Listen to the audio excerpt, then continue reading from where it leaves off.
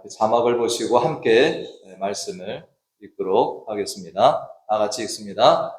사울의 손자 요나단의 아들 무비보셋이 다윗에게 나와 그 앞에 엎드려 절하매 다윗이 이르되 무비보셋이여 하니 그가 이르기를 보소서 당신의 종이니이다. 다윗이 그에게 이르되 무서워하지 말라. 내가 반드시 내 아버지 요나단으로 말미암아 내게 은총을 베풀리라. 내가 내 할아버지 사울의 모든 밭을 다 내게 도로 주겠고 또 너는 항상 내 상에서 떡을 먹을지니라 하니 그가 절하여 이르되 이 종이 무엇이기에 왕께서 죽은 개 같은 나를 돌아보시나이까 하니라. 왕이 사울의 시종 시바를 불러 그에게 이르되 사울과 그의 온 집에 속한 것은 내가 다 내 주인의 아들에게 주었노니. 아멘.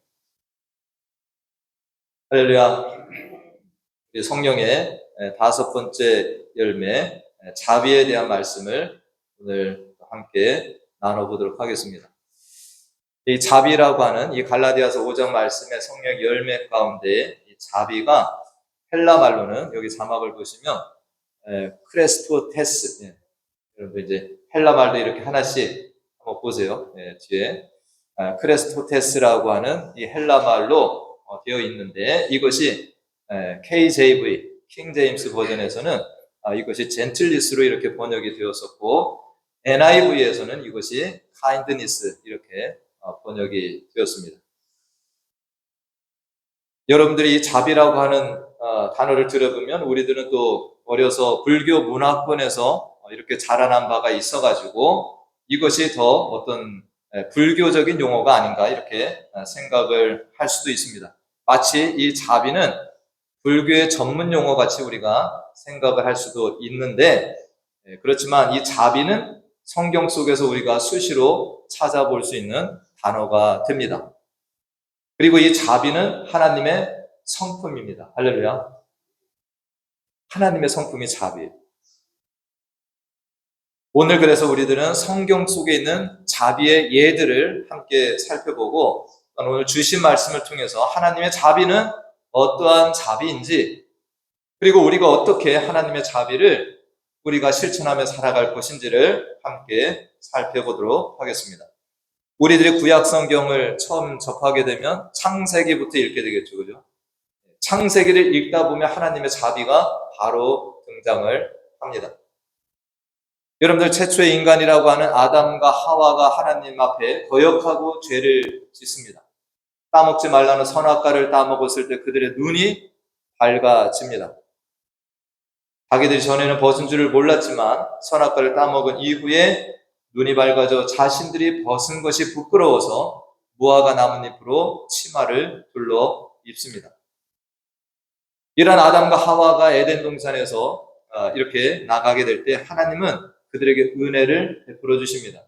자비를 베풀어 주십니다. 그게 뭡니까? 동물을 죽여서 가죽옷을 입혀서 그들을 내보내는 것입니다. 후에 아담과 하와가 자식을 낳죠. 가인과 아벨이 살아갑니다. 둘 다 하나님 앞에 제사를 드리는데 하나님께서 누구의 제사만 받으시나요? 아벨의 제사를 받으시고 가인의 제사를 받지 않았을 때 이 가인은 어떤 동생을 향하여서 질투심과 이 분노로 인하여서 동생을 잔인하게 죽이는 일을 저지르게 됩니다. 이 일로 인해서 하나님의 심판과 징계가 이 가인에게 떨어지게 되는데 이 가인은 하나님의 이 징계의 말씀을 듣고 너무나도 두려워합니다.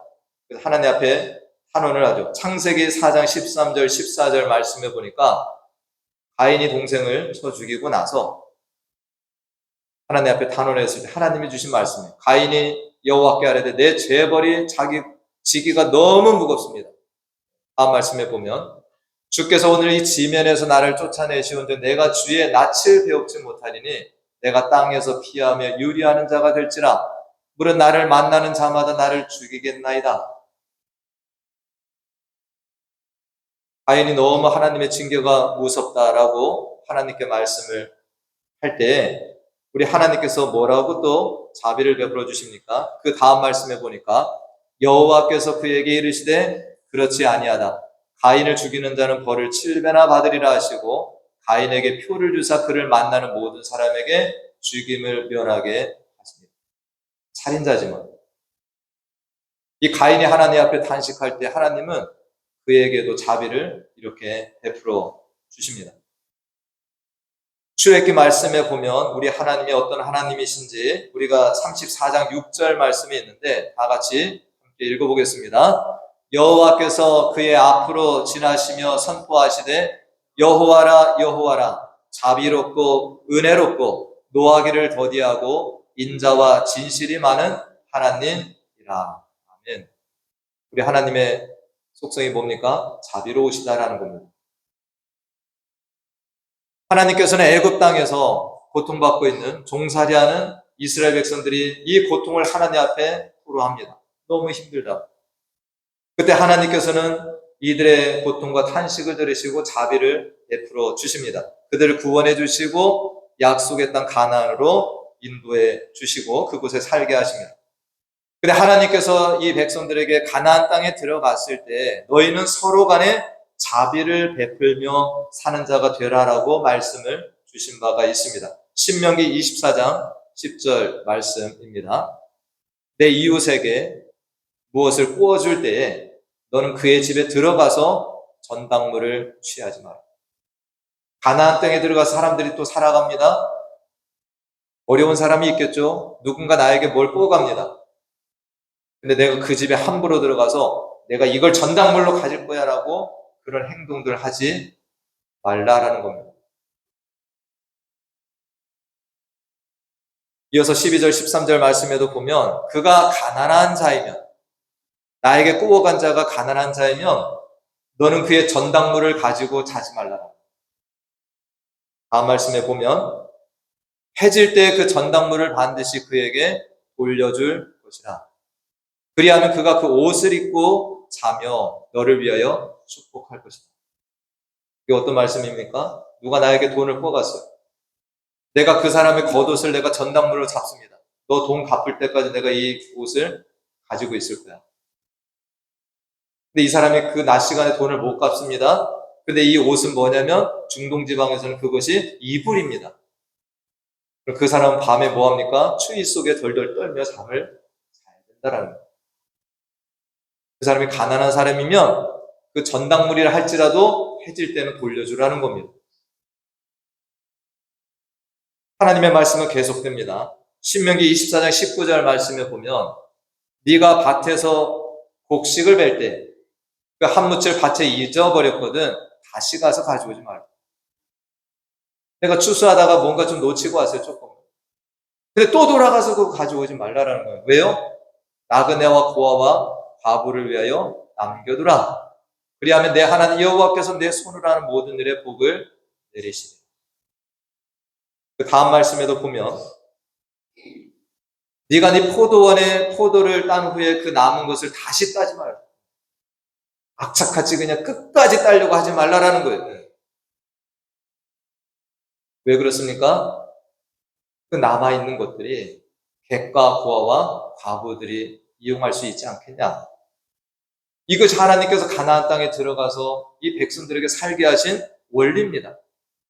이게 하나님이 추구하시는 하나님의 나라입니다. 다음 말씀에 보면 하나님이 왜 그렇게 살라고 하죠? 다 같이 읽어봅니다. 너는 애굽 땅에서 종되었던 것을 기억하라. 이러므로 내가 내게 이 일을 행하라 명령하노라. 아멘.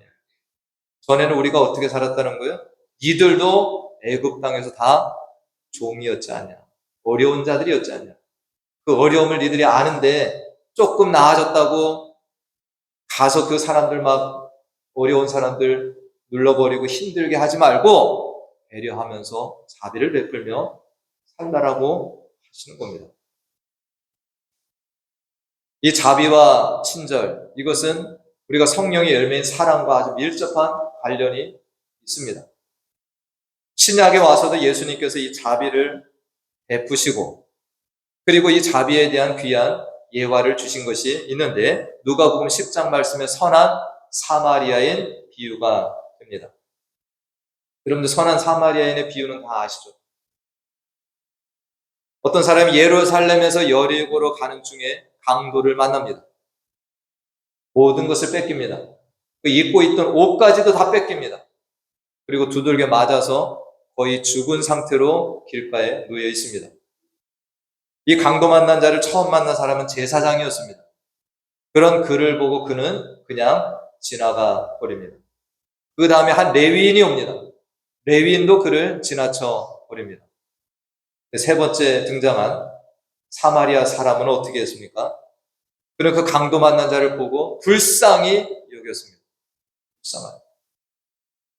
그리고 나서 가까이 가서 자신이 가진 기름과 포도주로 그 상처를 소독하고 싸매주고 자기 짐승에 태워서 주막으로 데리고 갑니다. 그리고 그를 돌보아주고, 이 강도 만난 자는 자신의 형제나 이웃 아는 사람도 아니지만 그를 불쌍히 여겨서, 그리고 이 돈을 주막 주인에게 주면서 내가 돌아올 때까지 이 사람을 돌봐달라 부탁을 하고 길을 떠납니다. 예수님은 이 선한 사마리아인이 강도 만난 자에 뭐라고 그랬습니까? 이웃이라고 말씀합니다.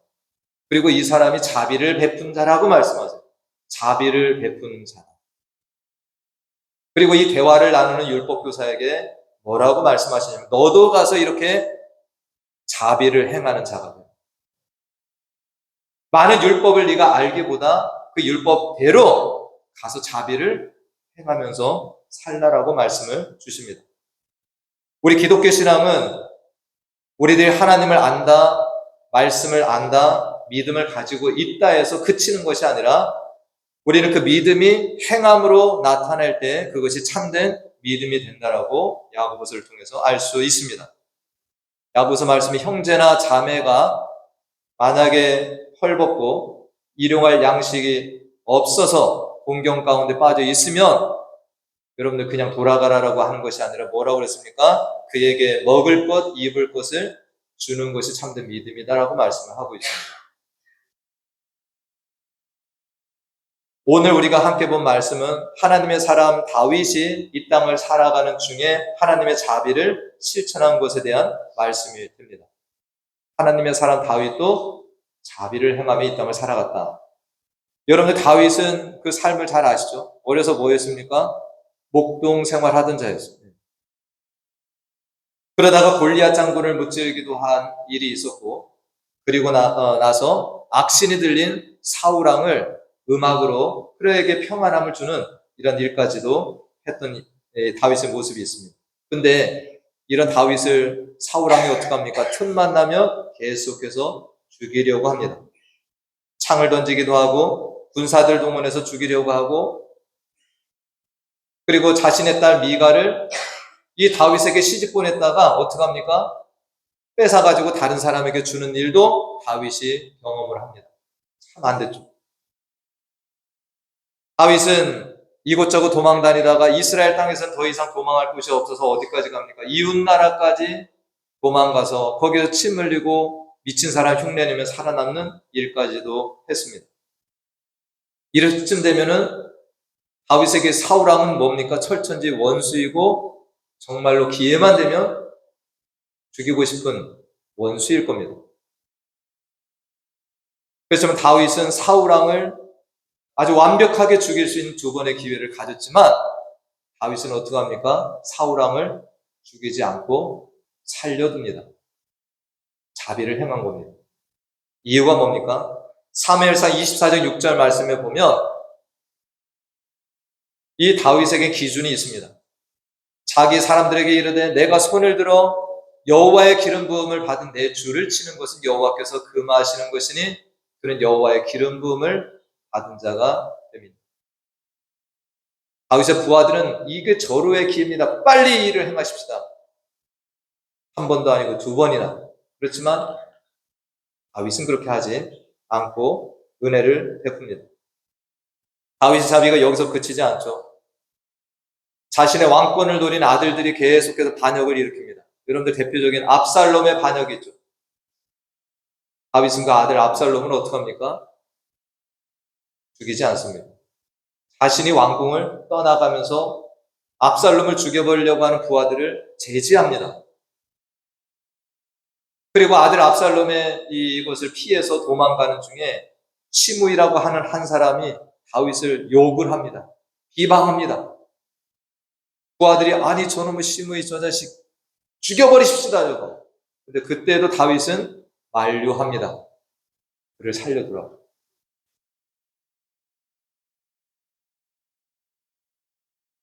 오늘 말씀은 이 다윗의 대표적인 자비라고 볼 수가 있습니다. 자신을 늘 죽이려고 하던 사울왕이 블레셋과의 전투에서 이 길보아 전투에서 이 사울과 세 아들이 다 죽음을 당합니다. 그래서 다윗이 왕위에 올라가게 되는데 다윗은 자신이 왕이 되었을 때 사울의 집안을 돌아볼 마음을 가지고 찾습니다. 오늘 사무엘하 9장 1절 말씀에 보면 다윗이 이르되 사울의 집에 아직도 남은 사람이 있느냐? 라고 묻습니다. 당시 어떤 고대 왕국의 관습들로 생각해 볼 때 이 질문은 뭡니까? 야, 아직도 사울 집안에 남은 자가 있으면 뭐합니까? 찾아서 씨를 말려버려야 되지 않겠냐? 라고 우리는 생각을 해볼 수가 있는데 다윗은 이렇게 물어본 이유가 자기의 철천지 원수 같은 사울 집안을 다 없애버리려고 하는 것이 아니라 은혜를 베풀기 위해서 이 질문을 하고 있다라는 것입니다. 다윗 왕은 이 질문을 했을 때 이 사울 왕의 집안에 있었던 이 시바라고 하는 시종이 있다라는 것을 알게 되고 이 시종이었던 시바를 불러서 물어봅니다. 사울 집안에 남은 자가 있느냐? 그랬을 때 사울의 손자요 요나단의 아들인 무비보셋이 있다는 소식을 듣습니다. 이 요나단의 아들 무비보셋은 두 다리가 장애가 있습니다. 쩔뚝거리면서 그렇게 살았는데 이 사울왕의 후손이기 때문에 다윗이 왕이 되고 그는 숨어 지내고 있습니다. 자신을 찾는다는 왕의 이것이 있을 때 얼마나 두려웠겠습니까? 그가 이제 다윗왕 앞에 가는데 그의 생각은 이제 자기가 마지막이라고 생각할 수도 있습니다. 그때 사무엘하 9장 7절 말씀에 보니까 다윗이 뭐라고 이야기를 합니까? 다윗이 그에게 이르되 무서워하지 말라. 자기 앞에 두려움을 가지고 나온 무비보셋에게 두려워하지 말라, 무서워하지 말라라고 내가 반드시 내 아버지 요나단으로 말미암아 내게 은총을 베풀리라 그의 마음을 위로합니다. 대부분의 왕들이 또 이렇게 있는 걸 알았으면 그런 마음이 들 겁니다.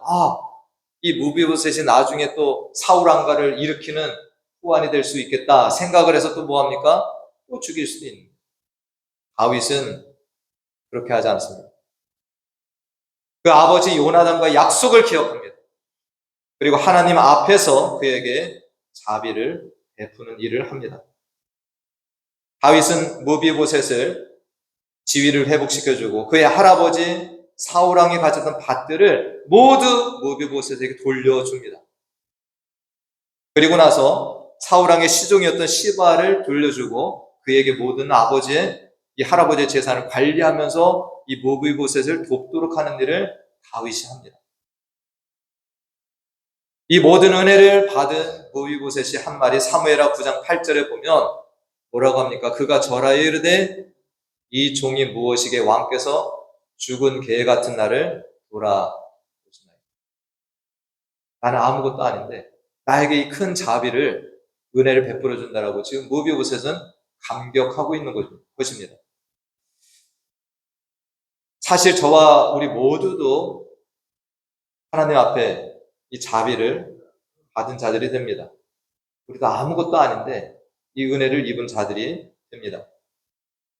하나님은 두려움과 고통, 형벌의 자리에 있는 우리들을 건져내셔서 은혜의 자리, 영원한 축복의 자리로 옮겨주시는 일을 하셨습니다. 우리가 이 놀라운 하나님의 자비와 용서를 이미 받았고 날마다 우리는 하나님의 자비와 용서, 은총 속에서 살아가고 있습니다. 저와 여러분이 하나님의 은혜가 아니고 자비가 아니면 하루라도 제대로 살 수가 없는데 우리 날마다 이것을 받고 삽니다. 그렇지만 우리들의 실제 모습은 뭡니까? 누가복음 15장 말씀에 탕자의 비유 속에 나오는 탕자의 형 같은 삶을 우리들이 살아가고 있지 않나라는 것입니다. 돌아온 탕자를 기뻐하면서 아버지는 안아주고 잔치를 벌이고 그렇게 아들을 받아들이지만 그 옆에 있었던 형은 아버지의 은혜와 그 모든 것을 받아 누렸음에도 불구하고 이 동생에 대해서 관용이나 자비가 없습니다.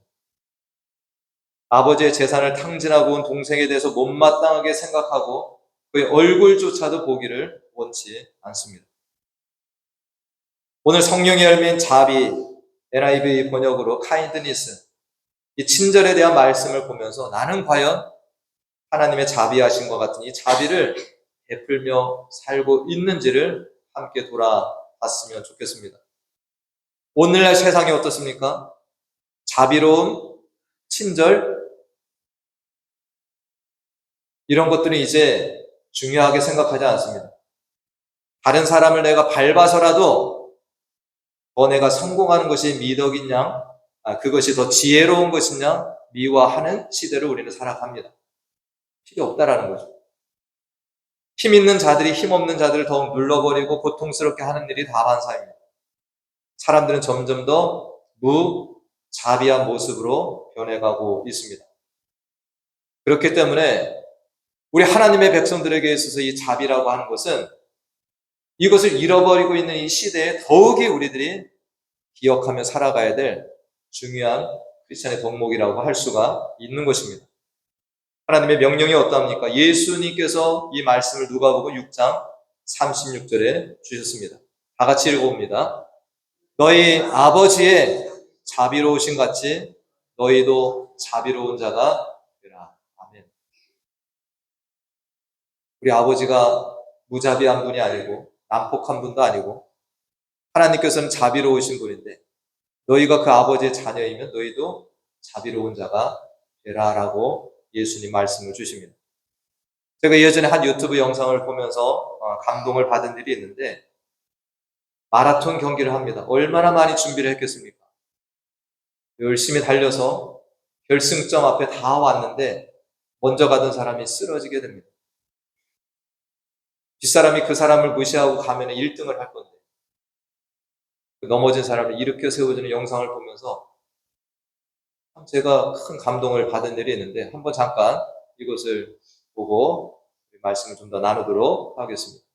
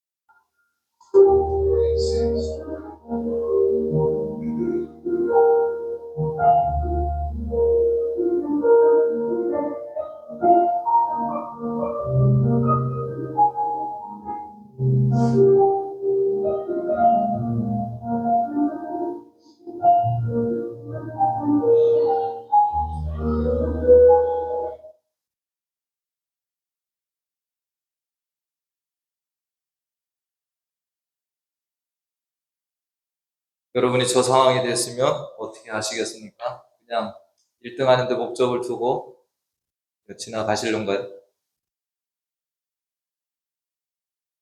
마태복음 25장 말씀을 보면 예수님은 최종 심판대 앞에서 우리 모두를 만나실 겁니다. 그때 우리가 행한 모든 것들을 다 알고 계시고 보고 계셨다라는 것을 우리가 알 수 있는데, 그때 주님께서 하신 말씀 마태복음 25장 35절과 36절 말씀에 보면 내가 줄일 때 너희가 먹을 것을 줬다. 목마를 때 마시게 했다. 나그네 되었을 때 영접했다. 다음 말씀에 헐벗었을 때 옷을 입혔고 병들었을 때 돌보았고 옥에 갇혔을 때 와서 보았다. 이렇게 말씀을 하십니다. 그리고 나서 그 다음에 하신 말씀이 내가 진실로 너에게 이르노니 너희가 여기 내 형제 중에 지극히 작은 자 하나에게 한 것이 내게 한 것이니라 말씀을 하십니다. 여러분들, 나를 위해서 칭찬받기 위해서 하는 것들이 아닙니다. 우리가 하는 자비는 예수님으로부터 우리가 이미 자비를 받았다라는 것 때문에 너희도 자비를 행하는 자가 되라는 말씀을 기억하면서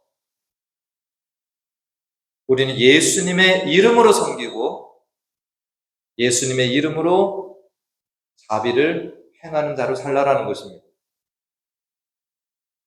저와 여러분 속에 성령께서 함께 하십니다. 성령께서 우리 형제 자매들을 향하여서 긍휼의 마음을 불러 일으키십니다. 할렐루야. 우리 스스로가 아니에요. 긍휼의 마음을 불러 일으켜 주실 때 순종을 하고 이 주님의 자비를 베풀며 살아가는 우리를 통해 하나님은 큰 영광을 받으실 겁니다.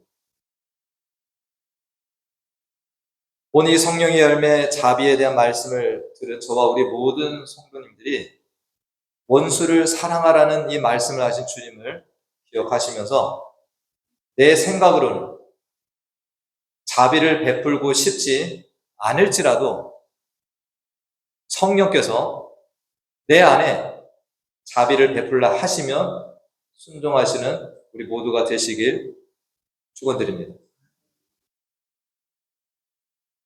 세상은 자비보다 점점 무자비함으로 나아갑니다.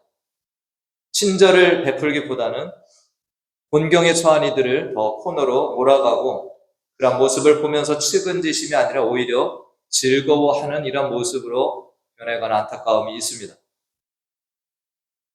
우리 안에 계신 성령께서는 그렇지 않습니다. 약한 자를 불쌍히 여기는 마음을 분명히 주실 것입니다. 고난당한 자를 돌아보는 마음을 일으켜 주실 것입니다. 자비를 베풀 자들을 보여주실 것입니다. 할렐루야. 자비를 베풀 자를 하나님이 보여주세요. 그때 순종하는 것이 우리의 할 일이 됩니다. 그때 우리는 손을 웅크리지 마시고 내 손을 펴고 이 주님의 일에 동참을 하실 수 있어야 됩니다. 그 손길이 닿는 곳마다 하나님의 능력과 역사, 자비가 흘러가고 또 흘러가서 아름다운 하나님의 나라가 세워지게 되는 것입니다. 제가 오늘 새벽에 일어나서 예수님의 자비를 다시 한번 생각해 봤습니다. 이건 설교문에 없습니다. 새벽에 주님의 자비는 어떠한가 다시 생각하니까 주님이 이 땅에 오셔서 어렵고 힘든 자들 외면하지 아니하시고 찾아가서 귀신 들린 자도 내어 쫓아주시고 굶주린 자 먹여주시고 병든 자들 낫게 해주시고 주님께서 계속해서 이 자비를 베푸시는 일을 하셨다라는 것을 다시 한번 기억하면서 그 주님을 저와 여러분들이 닮아가는 이 은혜가 있기를 다시 한번 간절히 축원드립니다. 기도합니다.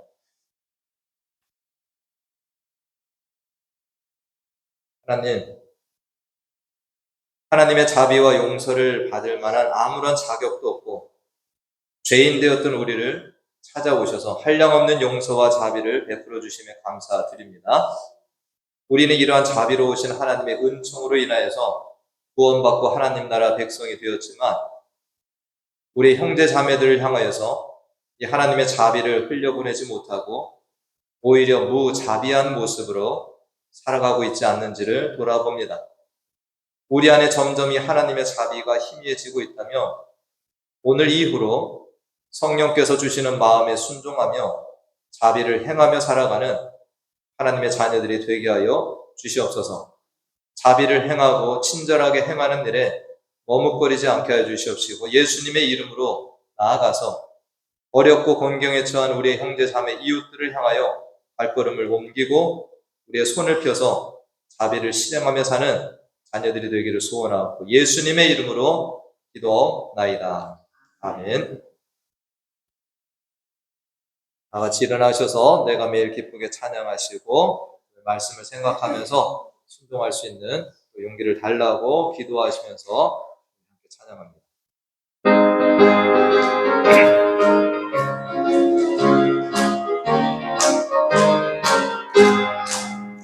내가 매일 기쁘게 술래에게 내 맘은 주의 팔이 나를 안보하며 내가 주의 큰 복을 받는 참된 비결은 주의 영이 함께함이라면 성령이 계시네 할렐루야 함께하시네 저는 길을 걸으며 항상 기뻐하는 것 주의 영이 함께함이라 손에 죄에 빠져서 평안함이 없을 때 예수 십자가의 공로에 믿고 그 발 아래 엎드려 참된 평화 얻으면 주의 영이 함께함이라면 성령이 계시네 할렐루야 함께하시네 좁은 길을 걸으며 만나 기뻐하는 주의 함께함이라 나와 동행하시고 모든 염려하시니 나는 숲의 새와 낯이 기쁘다 내가 기쁜 마음으로 주의 뜻을 행하며 주의 영이 함께함이라 성령이 계시네 할렐루야 함께하시네 서는 길을 걸으며 항상 기뻐하는 주의 영이 함께함이라 세상 모든 욕망과 나의 모든 정욕은 십자가에 이미 몫을 받았네 모든 밤이 지나고 무거운 짐 것은 주의 영이 함께함이라 성령이 계시네 할렐루야 함께하시네 좁은 길을 걸으며 항상 기뻐하는 것 주의 영이 함께함이라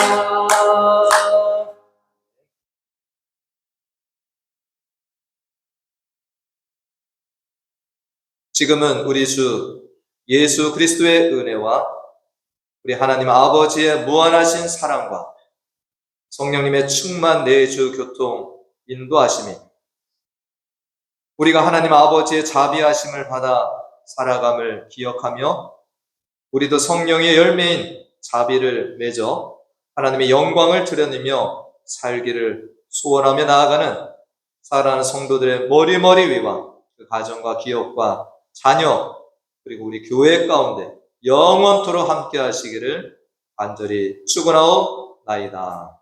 아멘.